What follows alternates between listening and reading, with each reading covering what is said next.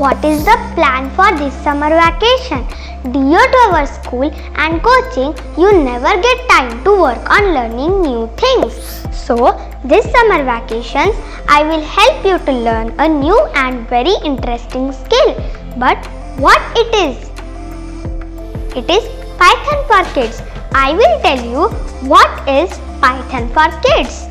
Python helps to tell a machine which actions to perform and how to complete tasks. Python is a programming language that provides rules for building websites, apps, games, and so on. So, I have developed a course which is Python for kids.